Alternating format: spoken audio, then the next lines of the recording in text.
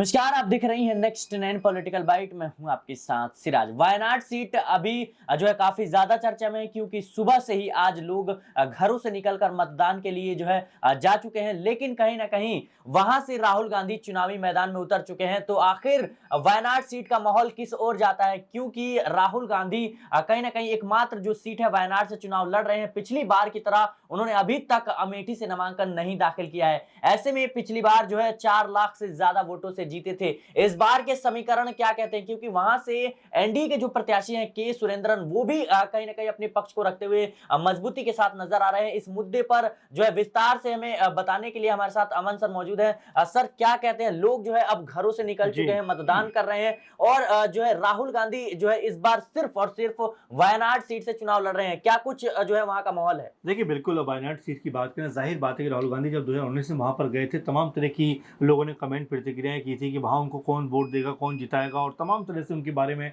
जो है तमाम जो अफवाहें फैलाई गई थी। लेकिन देखिए, जब रिजल्ट बाहर आया तो लगभग 4 लाख वोटों के आसपास उन्होंने वो जो कह सकते हैं वोटों की जीत दर्ज की। तो ये बताता है किस तरह से लोगों ने उनको अपना बनाया, किस तरह से उनके पक्ष में मतदान किया और किस तरह से उनको एक बड़ी जीत दिलाते हुए नजर आए। तो जाहिर बात है कि आज का माहौल भी कुछ वैसे ही नजर आ रहा है सिराज, की लोगों ने घर से बाहर निकलना शुरू कर दिया है। एक अच्छी खासी भीड़ कई जो तमाम पोलिंग बूथ है उसमें नजर आ रही है। और देखिए, जो मतदान करना ज़रूरी हो जाता है, इसलिए कि यहाँ पर आप अपने एक बेहतर प्रत्याशी का चुनाव कर सको, क्योंकि ऐसे जो लोकतंत्र के पर्व आते हैं वो कम आते हैं। और जाहिर बात है कि लोकसभा का चुनाव तो 5 साल में एक बार आता है। तो ऐसे में सब लोगों को एक बेहतर उम्मीदवार चुनना चाहिए। बिल्कुल, हमारी तो यही अपील है आपके माध्यम से सिराज की, ज़्यादा से ज़्यादा लोग घरों से बाहर निकले, मतदान करें, क्योंकि मतदान करना बहुत ज़रूरी है। हमने देखा पहले चरण में कुछ कम परसेंट जो मतदान हुआ था, तो ऐसे में उम्मीद की जा रही है कि इस दूसरा चरण जो होगा वो काफ़ी ज़्यादा उसमें मतदान होने का जो प्रतिशत है वो बढ़ता हुआ नजर आएगा। बात करते हैं राहुल गांधी की, जाहिर बात है कि राहुल गांधी ने काफ़ी मेहनत की है, वायनाड पर काफ़ी प्रचार प्रसार भी किया है। लेकिन जिस तरह से बीजेपी ने अपनी आंखें लगाई हुई, क्योंकि अगर स्मृति ईरानी की बात करें या बीजेपी के तमाम नेताओं की बात करें, तो वो भी वायनाड में पहुंचते हैं, रोड शो करते हैं और तमाम तरह की बातें करते हुए नजर आते हैं कि इस बार बीजेपी यहाँ पर मजबूत कह सकते हैं कि अपना दावा पेश करेगी। और राहुल गांधी के बारे में यहाँ तक कहा गया कि जैसे अमेठी से वो भागे, उसी तरह से वो वायनाड छोड़कर भी उनको भागना पड़ेगा। तो अब जिस तरह का माहौल दिखाई पड़ता है केरला के अंदर, चूंकि आज 20 सीटों पर मतदान है, लगभग जो माहौल पूरे प्रदेश में बना हुआ है, बहुत ही उत्साहित माहौल बना हुआ है। और जिस तरह से शशि थरूर ने, जो कांग्रेस पार्टी के बड़े लीडर हैं, नेता हैं, उन्होंने कहा कि बीजेपी केरला में बैंक अकाउंट तो खोल सकती है, लेकिन उनकी सीट का अकाउंट यहाँ पे कभी भी नहीं खुलने वाला है। तो इस तरह के बयान होने के बावजूद भी बीजेपी प्रयास कर रही है किसी तरह से केरला में अपना खाता खोला जाए। लेकिन क्या ये खाता खुल पाएगा, और सबसे बड़ी बात की क्या वायनाड पर कोई संभावना है बीजेपी के प्रत्याशी की या एनडीए के प्रत्याशी की कि वो यहाँ पर जीत दर्ज कर सकें या उसके आसपास भी आ सके? तो ऐसे में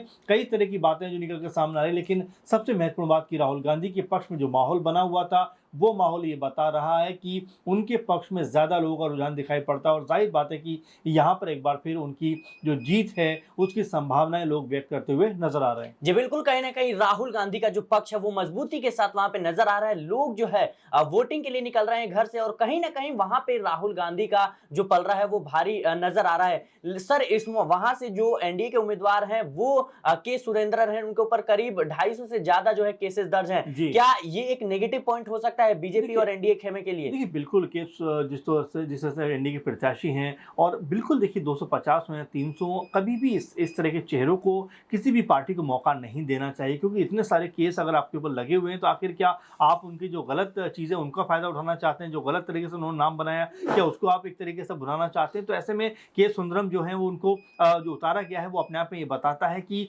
बीजेपी के पास क्या मजबूरी थी उनको उतारने की, या कोई प्रत्याशी उनके लिए वहां पर नहीं मिल रहा था, उन्होंने सिर्फ खाना पूर्ति ही करनी थी। तो ऐसे में कई तरह के सवाल है, क्योंकि देखिए बीजेपी लगातार साफ सुथरी राजनीति करने की बात करती है, लगातार स्वच्छ राजनीति करने की बात करती है, लेकिन जब इस तरह के प्रत्याशियों के नाम सामने आते हैं वो बताता है कि क्या बीजेपी सत्ता को पाने के लिए किसी भी हद तक जा सकती है, किसी भी तरह के चेहरों को उठाकर जो अपना प्रत्याशी बना सकती है। वहीं फिर वो बात करते हैं कि समाज से हम भ्रष्टाचारी को खत्म करेंगे, करप्शन करने वाले लोग खत्म करेंगे, क्राइम करने वाले लोग खत्म करेंगे। लेकिन जब आपकी पार्टी में इतने बड़े बड़े नाम अगर इस तरह से सामने आएंगे और उनको आप टिकट देंगे तो जाहिर बात है कि लोग सवाल जरूर आपसे पूछेंगे और यहाँ पर बीजेपी के पास फिर कोई जवाब नहीं होगा। आप देखिए उत्तर प्रदेश की बात करें तो ब्रजभूषण को लेकर भी स्थिति लगातार यही बनी हुई है सिराज की, क्या उनको टिकट मिलेगा या नहीं मिलेगा, क्योंकि उनके ऊपर जैसे संगीन आरोप लगे हुए हैं। तो ऐसे में बीजेपी को इस तरह की चीजों से दूर रहना चाहिए। देखिए भले ही आपको केरला में जीत नहीं मिल रही है, ना मिले, लेकिन कम से कम अपनी जो छवि है उसको तो आप स्वच्छ बना कर रख सकते हैं। लेकिन जिस तरह से आप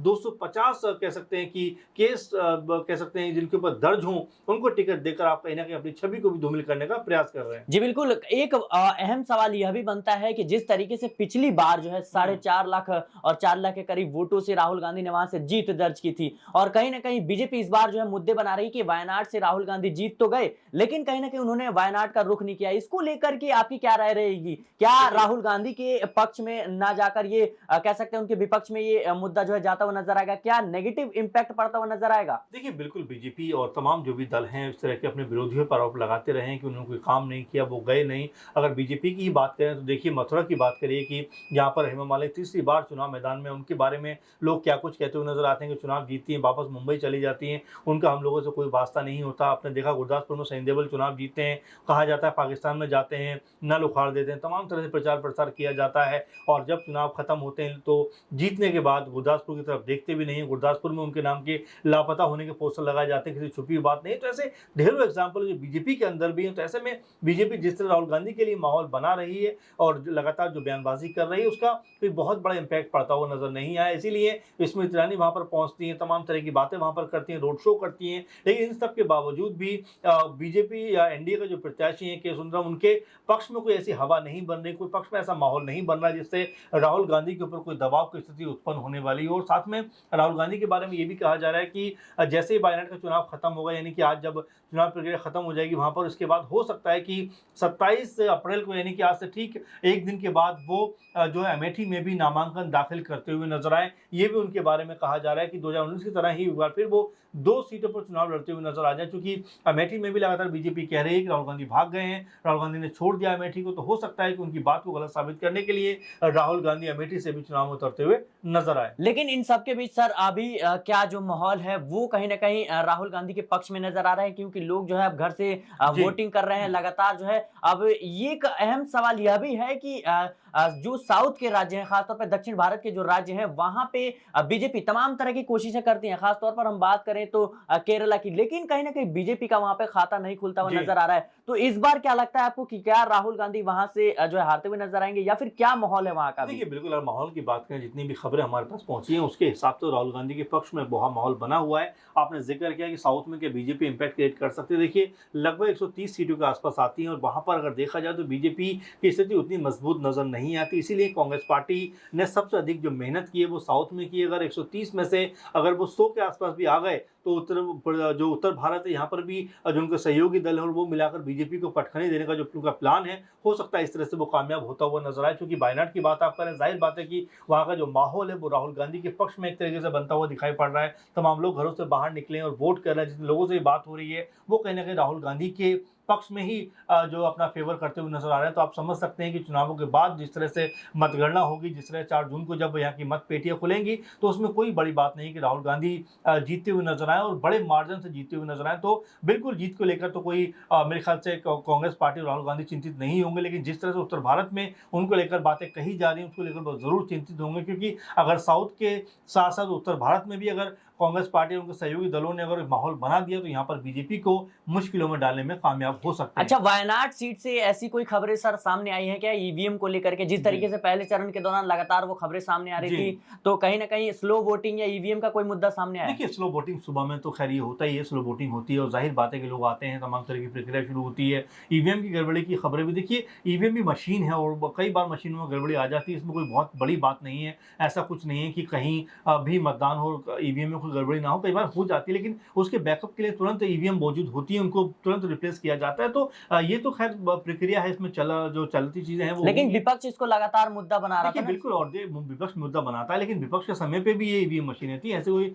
नई बात नहीं है कि बीजेपी के आने के बाद ये ईवीएम मशीन आई हो। विपक्ष ने भी इसी से चुनाव जीते हैं, तो ऐसा कोई मेरे ख्याल से कोई बड़ी बात नहीं है। जाहिर बात है कि अपने मुद्दों पर ध्यान लगाना चाहिए, बहुत ज्यादा जरूरी है। अगर ईवीएम को छोड़कर विपक्षी दल अगर मुद्दों पर बात करेंगे तो शायद उनको ज्यादा फायदा मिल सकता है। जी बिल्कुल, कहीं न कहीं। लेकिन सर एक आखिरी सवाल रहेगा कि भारत जोड़ो न्याय यात्रा, भारत जोड़ो जी। यात्रा क्या अब जो है राहुल गांधी की छवि में और ज़्यादा सुधार लाएगा? क्या 4 लाख से भी ज़्यादा, पिछली बार से भी ज़्यादा बड़ी जीत दर्ज कर पाएँगे देखिए, राहुल बिल्कुल, गांधी? बहुत ही महत्वपूर्ण बात आपने उठाई है कि भारत जोड़ो यात्रा के बाद एक माहौल बना है राहुल गांधी के पक्ष में, क्योंकि अगर आप 2-4 साल पहले तक देखें तो राहुल गांधी के बारे में जिस तरह से मीडिया ने एक कह सकते हैं कि नैरेटिव सेट किया था, उनके बारे में जिस तरह की बातें फैलाई थी, वो कहीं न कहीं अब बहुत जो कह सकते हैं गलत साबित होती हुई नज़र आ रही है। क्योंकि राहुल गांधी ने जब जो बात कही, वो वैसी-वैसी होती हुई नज़र आई। आपने देखा कि गलवान में जिस तरह की उन्होंने बात कही, उसको लेकर कहीं न कहीं बीजेपी सरकार को बैकफुट पे आना पड़ा। उन्होंने नोटबंदी को लेकर जैसा कुछ कहा, उसको लेकर भी ऐसा ही हुआ। कृषि कानून को लेकर जिस तरह की बात उन्होंने कही, उसमें भी बीजेपी को बैकफुट पे आना पड़ा। इसके अलावा